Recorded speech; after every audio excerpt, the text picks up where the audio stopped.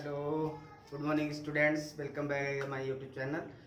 Now today I will start important chapter and topic is Newton's laws of motion. These topics are related in the class 9th as well as class 11th. तो ये जो हम topic discuss करने जा रहे हैं बहुत important chapter है न्यूटन्स लॉज ऑफ मोशन जो हमारे 9th और 11th दोनों में है। तो बहुत इंपॉर्टेंट टॉपिक डिस्कस करने जा रहे हैं हम, ठीक है। तो न्यूटन्स लॉज ऑफ मोशन जो हमारा इतना इंपॉर्टेंट टॉपिक है, न्यूटन्स के पहले हमने फोर्स को डिस्कस किया था जो बहुत इंपॉर्टेंट टॉपिक था, और इनर्शिया डिस्कस किया था, वो हमारा प्रीवियस वीडियो आप देख सकते हैं। और चैनल को सब्सक्राइब जरूर करें क्योंकि उससे आपको लेटेस्ट अपडेट मिलता रहेगा। तो आज बहुत इंपॉर्टेंट टॉपिक हम डिस्कस करने जा रहे हैं। टॉपिक है Newton's laws of motion. Newton's laws of motion, the very most important laws. Newton name of scientist. Newton तो सुनते सुनते आप फिजिक्स में थक जाएंगे, फिर भी न्यूटन खत्म नहीं होंगे। तो न्यूटन ने इतने फिनोमिना, इतने लॉज, इतने थ्योरम दिए हैं कि पूरी फिजिक्स उनसे भरी हुई है। तो लॉ ऑफ ग्रेविटेशन भी उन्होंने दिया था। मीन्स न्यूटन एक ऐसे साइंटिस्ट हैं जिसमें कहा जाए कि फिजिक्स के जनक है तो कम नहीं होगा। तो एक प्रकार से न्यूटन बहुत इंपॉर्टेंट साइंटिस्ट, उन्होंने बहुत इंपॉर्टेंट चीजें डिस्कस की है जो हम आपको बताने जा रहे हैं। तो उन्होंने 3 लॉज बताए हैं। देयर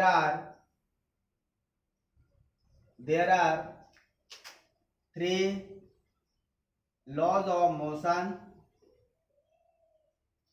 तो न्यूटन ने 3 लॉज बताए हैं जिनमें Newton first law of motion है हमारा, Newton first law of motion. इनको हम डिस्कस करेंगे डिटेल में।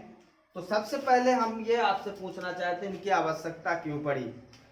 तो देखिए, किसी भी बॉडी का नेचर पता करने के लिए, बिहेवियर पता करने के लिए न्यूटन्स लॉज ऑफ मोशन की आवश्यकता पड़ती है। जब किसी बॉडी में आप फोर्स अप्लाई करते हो तो उस बॉडी का बिहेवियर कैसा हो जाता है, उसका नेचर कैसा हो जाता है, वो सारी चीजें जानने के लिए न्यूटन ने बहुत इंपॉर्टेंट लॉज दिए हैं जिसे आज भी हम समझकर सारा नेचर किसी भी बॉडी का पहचान जाते हैं। और इस पे बेस्ड न्यूमेरिकल बहुत इंपॉर्टेंट है। ध्यान रखना, न्यूटन्स लॉज ऑफ मोशन पे बेस्ड बहुत सारे न्यूमेरिकल आपको मिलेंगे जिनमें जो हमारी एक बॉडी दूसरी बॉडी से कनेक्ट रहेगी उनके बीच का टेंशन निकालना, टेंसाइल फोर्स निकालना, स्प्रिंग का फोर्स निकालना, एनर्जी निकालना, इंक्लाइन प्लेन है उसमें हमें फोर्स निकालना है, पुली से लटका हुआ कोई भी बॉडी है उसका हमें टेंशन फोर्स निकालना है। तो बहुत सारे न्यूमेरिकल इन्हीं लॉज ऑफ मोशन पे बेस्ड हैं। तो हम पहले थ्योरेटिकल पार्ट डिस्कस करेंगे, उसके बाद न्यूमेरिकल पार्ट का एक अलग वीडियो बनाएंगे, आप उसको जरूर देखेंगे। तो ये 9th और 11th दोनों का सिलेबस रिकवर करता है, ये आपको ध्यान रखना है। दोनों का सिलेबस मैं एक साथ में रिकवर करूंगा। तो Newton's first law of motion को डिस्कस करते हैं कि ये क्या बताता है। When body at rest, it will continue at rest। यदि कोई बॉडी रेस्ट में है तो वो हमेशा रेस्ट में ही रहेगी। And when body in motion, it will continue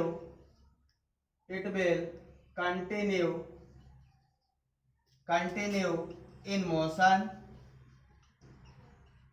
unless applying external force। So this is the complete statement of Newton's first law of motion।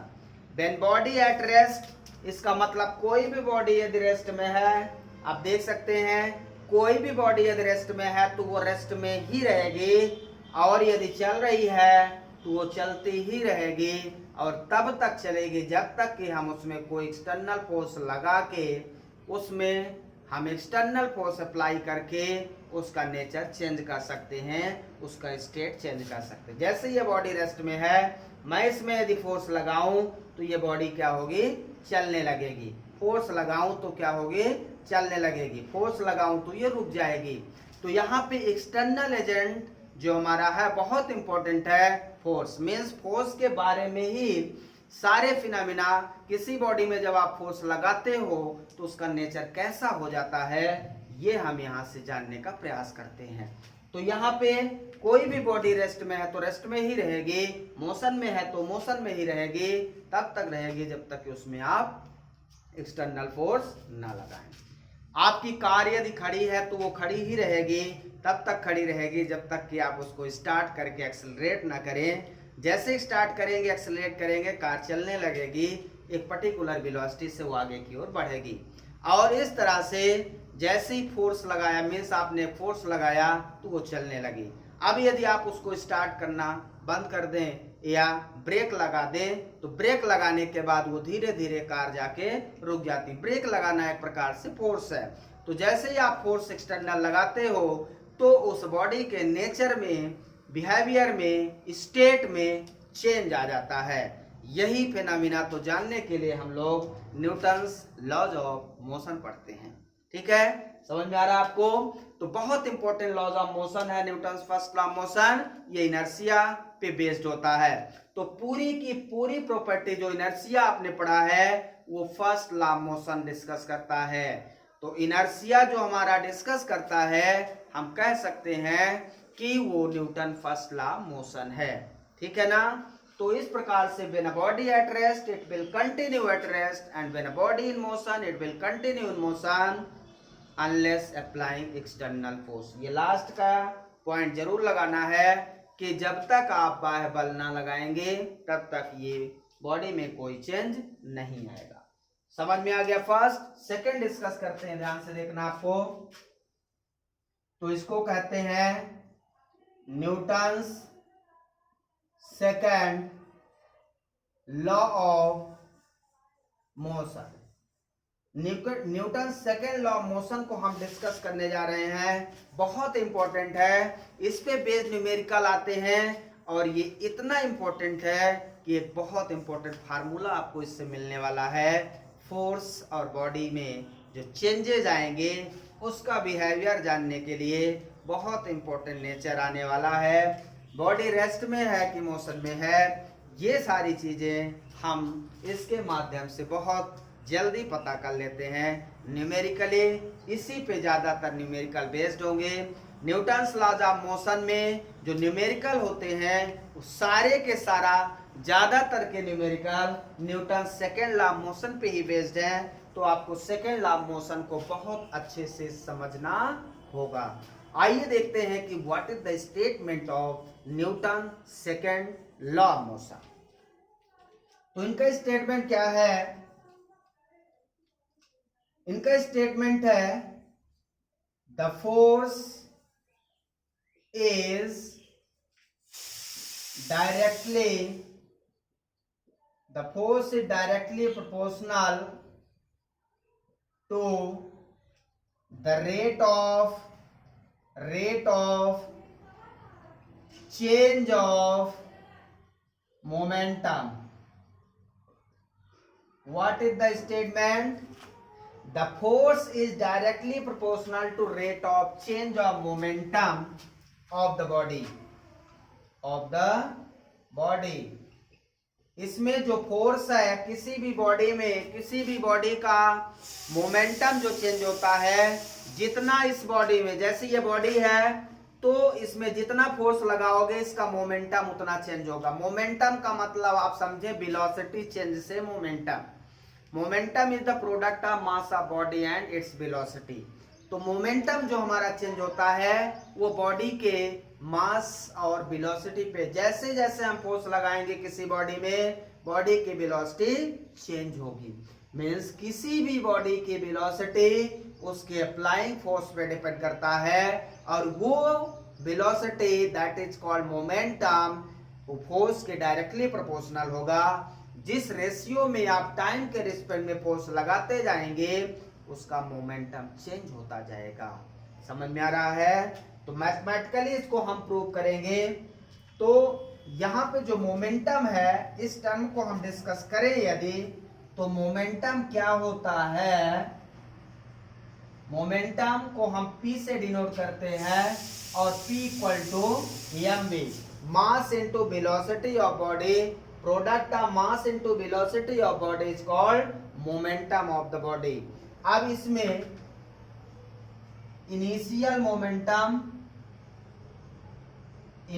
Momentum के लिए मैं P1 ले लेता हूं, mu, इनिशियल वेलोसिटी क्या होती है बॉडी की, u, तो इनिशियल मोमेंटम हमारा mu, और फाइनल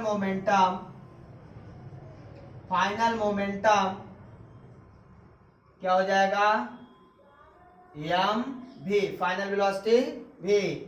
और इस प्रकार से चेंज इन मोमेंटम क्या आ जाएगा, चेंज इन मोमेंटम जिसको हम डेल्टा P से डिनोट करेंगे, ये हो जाएगा final momentum minus initial momentum.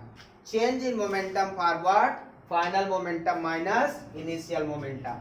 आइए इसका एक्सप्रेशन प्रूव करते हैं। अकॉर्डिंग टू डिफिनेशन चलते हैं कि डिफिनेशन क्या कहती है ये समझने का प्रयास कर। Force is directly proportional to, तो अकॉर्डिंग टू डिफिनेशन चलते हैं। According to definition second law of motion क्या कहता है, force is directly proportional to change of momentum, rate of change of momentum, तो change of time, change of momentum और change of time. Force हमारा जो है वो चेंज ऑफ मोमेंटम को हम लोग क्या लिख रहे हैं, डेल्टा P, इसको हम लिखते हैं delta P upon delta T, delta P upon delta T। तो इसको हम ऐसा भी लिख सकते हैं, या इसको P2 माइनस P1 भी लिख सकते हैं, या इसको हम m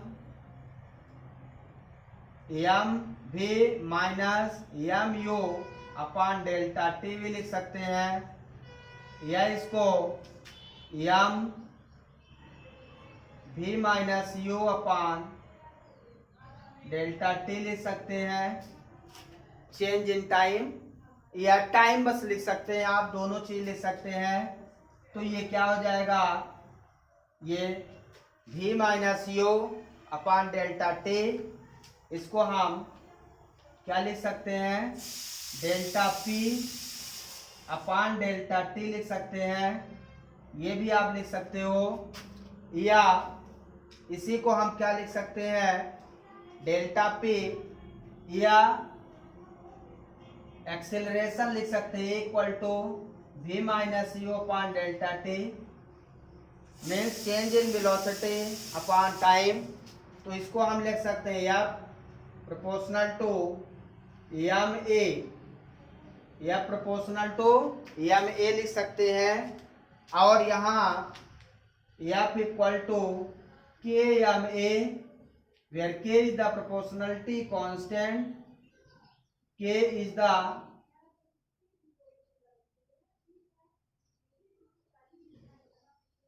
प्रोपोर्शनलिटी कांस्टेंट। यहाँ पे k हमारा प्रोपोर्शनलिटी कांस्टेंट है जिसकी वैल्यू मैं 1 ले लेता हूँ, तो एक इंपॉर्टेंट फार्मूला आपको मिलता है F equal to ma। F equal to ma is the Newton second laws of motion. तो ध्यान रखना formula F equal to ma, force उस बॉडी के मास इनटू एक्सेलरेशन के रेशियो में चेंज होगा। यदि किसी बॉडी का वेलोसिटी चेंज होगा तो उसका एक्सेलरेशन चेंज होगा, और एक्सेलरेशन चेंज तब होगा जब उसमें फोर्स अप्लाई करेंगे। तो ये एक प्रकार से हमारा एक्सप्रेशन है, ध्यान रखना है आपको। हम इसको ऐसा भी लिख सकते हैं, ठीक है। और क्लियर समझ में आ रहा है? इसी को हम एक अदर वे में यदि निकालना चाहें तो किसी भी बॉडी का यदि, ये तो हमारा मेन एक्सप्रेशन हो गया। थोड़ा definition, different second law of motion की बात करें तो जो हमारा सेकेंड लॉ ऑफ मोशन वो किस पे डिपेंड करता है? किस पे डिपेंड करता है Newton second law of motion? Momentum पे। और मोमेंटम किस पे डिपेंड करता है? मास एंड वेलोसिटी पे, ठीक है। तो इसको आप एक अलग तरीके से भी लिख सकते हैं, पर आपका जो इसको यदि हम दूसरे माध्यम से समझें तो force is directly proportional to change of momentum. इसको dp बाई dt लिखते हैं। थोड़ा एडवांस वर्जन है, समझने का प्रयास करें, कंपटीशन पे बेस्ड है। यह proportional dp by dt। Small यदि चेंज आता है तो उसको हम dp बाई dt लिखते हैं, ठीक है ना। देखें, यदि delta p upon delta t को limit delta t tends to 0 करते हैं तो ये dp बाई dt हो जाता है। ध्यान रखना है ये चीज। एक्सप्रेशन में जो delta p upon delta t है, इसमें यदि डेल्टा t टेंस टू 0 मतलब टाइम बहुत छोटा हो जाता है, तो फिर वहां पे जो चेंज है वो बहुत छोटा हो जाता है, dp बाई dt। अब यहाँ पे p इक्वल टू mb यदि हम रख दें तो force directly proportional to d by mb upon dt। अब यहाँ पे कांस्टेंट कर लेते हैं d mb अपॉन dt, ठीक है। अब यहां से ये ध्यान रखना है कि यदि किसी बॉडी का मास, यदि बॉडी रेस्ट में है और यदि बॉडी मोशन में है, एक चीज आप बताइए, बॉडी रेस्ट में है और बॉडी मोशन में है, किस कंडीशन में बॉडी का मास ज्यादा रहेगा?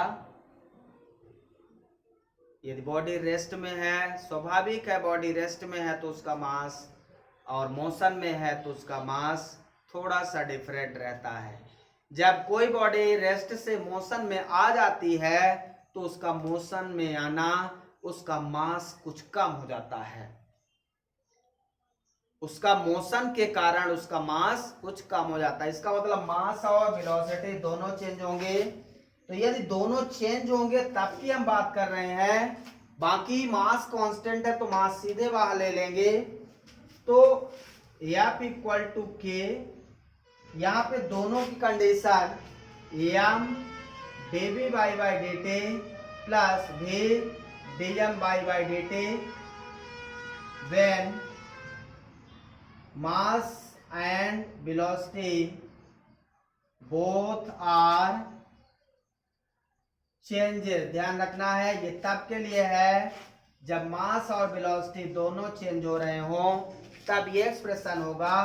और F इक्वल टू के m dv बाई dt होगा जब मास कांस्टेंट होगा।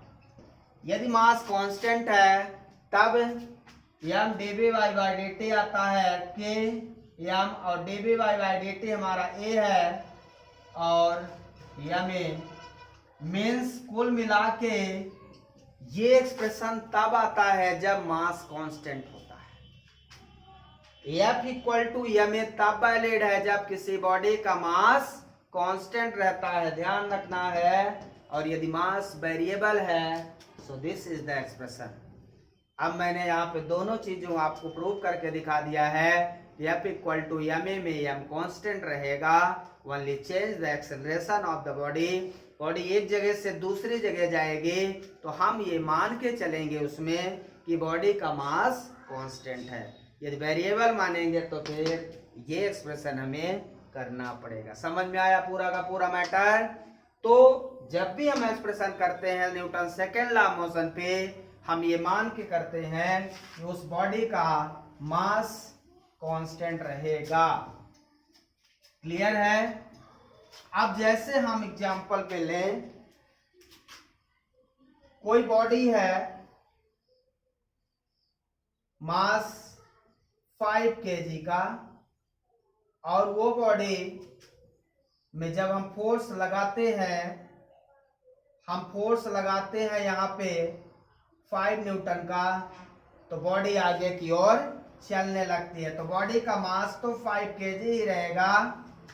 देखिए मैंने क्या कहा, मास कांस्टेंट रहेगा, तो बॉडी का मास 5 kg रहेगा और बॉडी यहां से यहां आ जाएगी। तो उसका एक्सेलरेशन क्या होगा ये हमें बताना है। बॉडी का मास 5 kg है, फोर्स हमने 5 न्यूटन लगाया, तो उसका एक्सेलरेशन क्या होगा। तो यहां से ध्यान से देखें, F equal to m a से A equal to f by m हो जाएगा। फोर्स कितना लगाया आपने, 5 न्यूटन, और यहाँ पे मास कितना, 5 kg, 5 कैंसिल हो जाएगा, 1 मीटर पर सेकेंड। एक्सेलरेशन का SI यूनिट क्या होता है, मीटर पर सेकेंड स्क्वायर।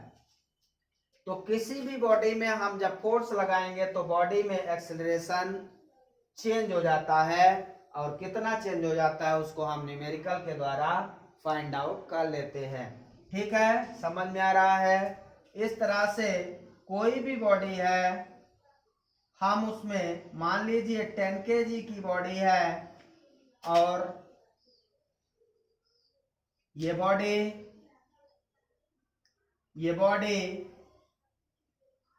5 मीटर पर सेकेंड स्क्वायर एक्सेलरेशन से चल रही है। तो जब ये यहां पहुंचेगी तो इसका मास तो वही रहेगा।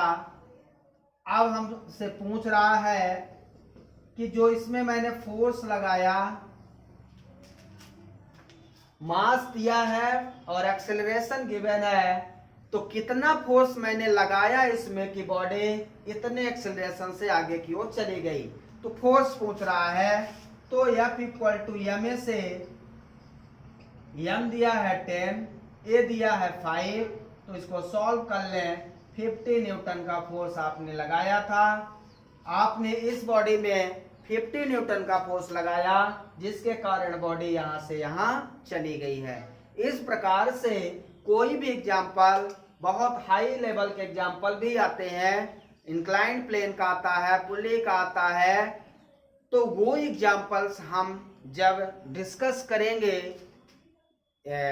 न्यूटन्स लॉज ऑफ मोशन पे क्वेश्चन डिस्कस करेंगे, तो बहुत अच्छे न्यूमेरिकल करेंगे, जो आप IIT और नीट के कोई भी क्वेश्चन आप सॉल्व कर सकते हैं, ये मेरी गारंटी रहेगी।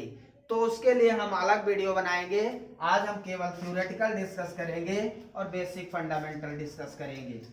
तो ये हो गए हमारे Newton first and second laws of motion. अब मैं डिस्कस करने जा रहा हूं न्यूटन्स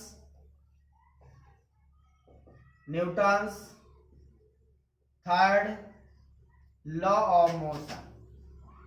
अब मैं जो डिस्कस करने जा रहा हूं वो Newton's third law of motion.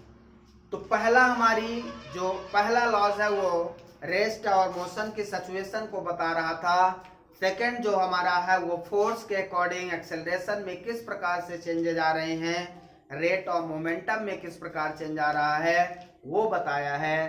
Third उससे भी कहीं इंपॉर्टेंट है, ये बताने जा रहा है कि every action is equal and opposite reaction.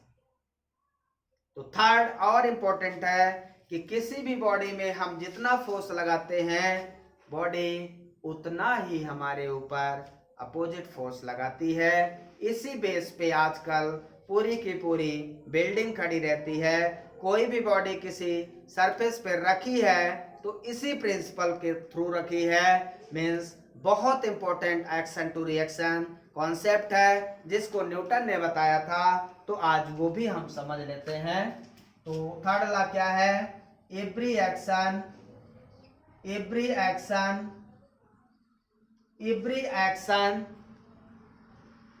Equal and opposite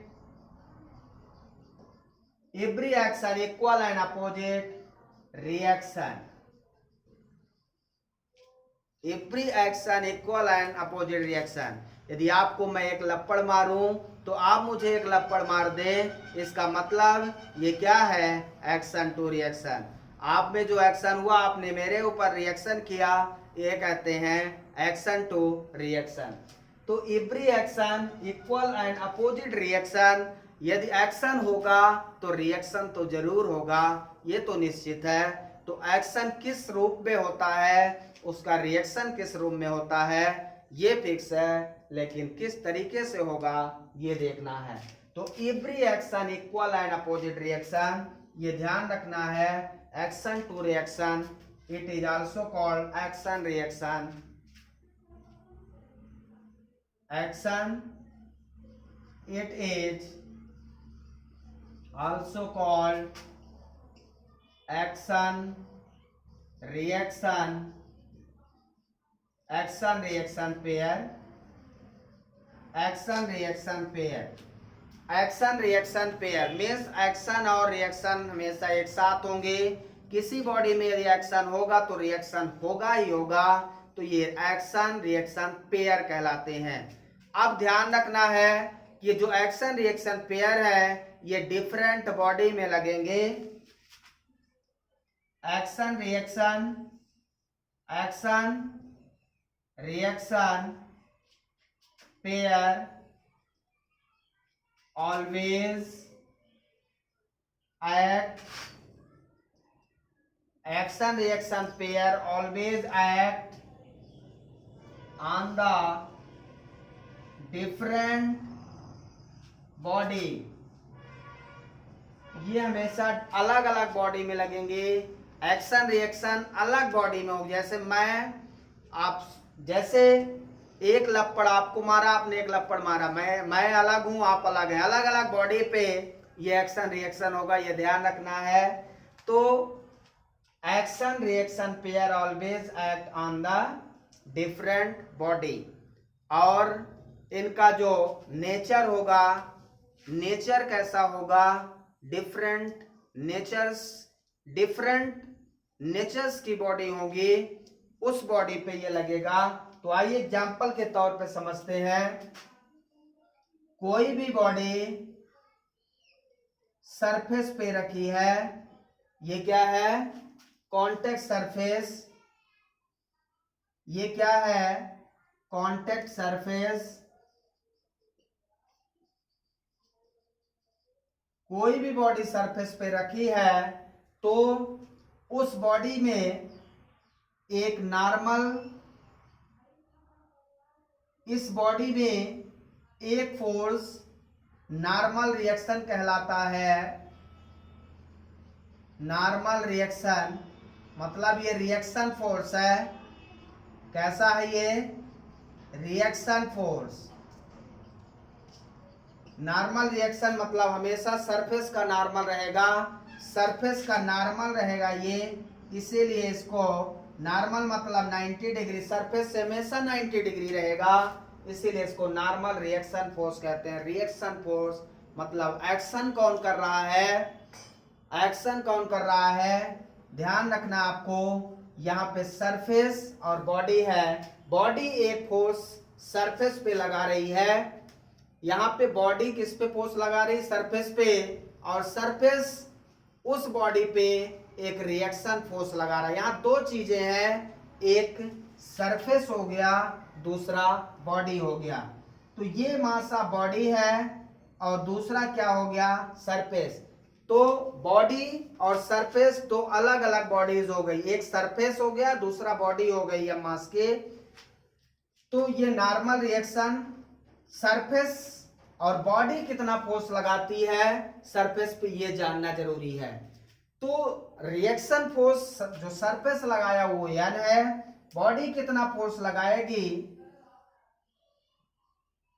body कितना फोर्स लगाएगी अपने वेट के बराबर। जितना बॉडी का वेट होगा उतना ड्यू टू ग्रेविटी उसका फोर्स नीचे की ओर लगेगा। इसका मतलब यहां से हम कह सकते हैं कि रिएक्शन फोर्स, कुछ जगह इसको R से भी डिनोट करते हैं, ठीक है ना। तो reaction force R equal to mg यहां से, लेकिन ये हमेशा इक्वल एंड अपोजिट होंगे, लेकिन अलग अलग बॉडी पे लगेंगे। These force are equal, these force are equal, these force are equal and opposite, ये हमेशा इक्वल और अपोजिट होंगे, ये ध्यान रखना है। तो इक्वल रिएक्शन फोर्स, लेकिन अलग अलग बॉडी में है। एक m मास ऑफ बॉडी का फोर्स लगा रही है वेट के कारण, दूसरा रिएक्शन फोर्स लग रहा है, और दोनों क्या रहेंगे, हमेशा इक्वल रहेंगे, ये ध्यान रखना है। अब यहाँ पे G की वैल्यू फिक्स रहती है। यदि मास पता हो तो हम रिएक्शन फोर्स बता सकते हैं कितना होगा। इसी प्रिंसिपल पे इसका जो एप्लीकेशन है वो बुलेट गन है। इसका जो एप्लीकेशन है बुलेट गन है, रॉकेट प्रोपल्शन है, बहुत सारी चीजें इसी प्रिंसिपल पे वर्क करती हैं, एक्शन टू रिएक्शन प्रिंसिपल पे। बुलेट गन आपने ध्यान दिया होगा, गन, बुलेट गन का नाम सुना होगा। बुलेट गन में जो बुलेट होती है, बुलेट मतलब जो गोली है, वो चढ़ने वाली बुलेट नहीं, ध्यान रखिएगा। बुलेट मीन्स जो उसकी गोली होती है, जैसे ही उसको भरते हैं और हम ट्रिगर को चलाते हैं तो बुलेट आगे की ओर निकल जाती है। जिस स्पीड वेलोसिटी के साथ बुलेट आगे की ओर निकलती है, गन पीछे की ओर आ जाती है। इतनी हाई वेलोसिटी से आगे जाएगी तो गन पीछे की ओर चली जाती है। मतलब यहाँ पे एक्शन टू रिएक्शन हो रहा है। दो अलग अलग बॉडी है, एक बुलेट है और दूसरा गन है। बुलेट एक्शन किया, गन रिएक्शन से पीछे चली जाती है। तो ये हमेशा इक्वल एंड अपोजिट होंगे। तो इसमें एक वेलोसिटी आती है जिसे हम रिकॉल वेलोसिटी कहते हैं। में जिस वेलोसिटी के साथ गन पीछे की ओर चली जाती है, that is called recall velocity, ठीक है ना। तो बुलेट गन में यहां पे ध्यान देना है, बुलेट गन में जो मोमेंटम होता है,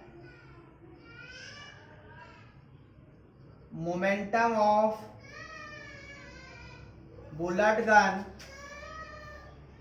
plus momentum of gun equal to 0 रहेगा। दोनों का, बुलेट गन और गन का जो मोमेंटम रहेगा वो 0 रहेगा, क्योंकि एक उधर एक इधर, दोनों एक प्लस में तो एक माइनस में, दोनों जुड़कर मोमेंटम हमेशा क्या हो जाएगा, इनका 0। तो बुलेट गन जो है, इसका मास स्मॉल m और इसका मोमेंटम वेलोसिटी क्या होगी, स्मॉल v मान लो, स्मॉल v प्लस गन का मास कैपिटल M, गन की velocity capital V equal to 0। अब ये यहां से हम कैपिटल V फाइंड कर लें तो एम भी equal to minus m small v और v इक्वल टू क्या हो जाएगा, माइनस एम भी अपान कैपिटल एम। तो यहां से एक इंपॉर्टेंट वेलोसिटी निकल के आती है, this is the recall velocity. कौन सी वेलोसिटी है, रिकॉल वेलोसिटी है ये, recall velocity of gun. Recall velocity are those velocity when we have to fire the gun, bullet gun, then the gun goes in the backward direction, that velocity is called recall velocity। जैसे ही bullet gun से bullet fired होती है तो bullet जो gun होती है वो पीछे की ओर चली जाती है और गन आगे की ओर चली जाती है, गन पीछे की ओर चले जाती है और बुलेट आगे की ओर चले जाती है। तो ये भी एक्शन और रिएक्शन है। तो मोमेंटम यहाँ पे वेलोसिटी पे है, इसलिए मोमेंटम पे डिपेंड करता है। तो वो वेलोसिटी, ये हमेशा न्यूमेरिकल आता है, ध्यान रखिए, बहुत इंपॉर्टेंट है, इस पे बेस न्यूमेरिकल आता है कि find the recall velocity of the body. So these are important Newton's laws of motion. There are three most important laws of motion. Basic concept मैंने डिस्कस कर दिया है। अब इन्हीं पे बेस्ड, तीनों पे बेस्ड न्यूमेरिकल कॉन्सेप्ट मैं डिस्कस करूंगा नेक्स्ट लेक्चर पे, और न्यूमेरिकल बहुत इंपॉर्टेंट न्यूमेरिकल डिस्कस करेंगे आईआईटी और नीट के लेवल का, उसको आप जरूर देखेंगे। लेकिन उससे पहले आप अपना बेसिक कॉन्सेप्ट क्लियर रखें, जिससे आपको न्यूमेरिकल आपको समझ में आ जाए। Thank you, have a nice day.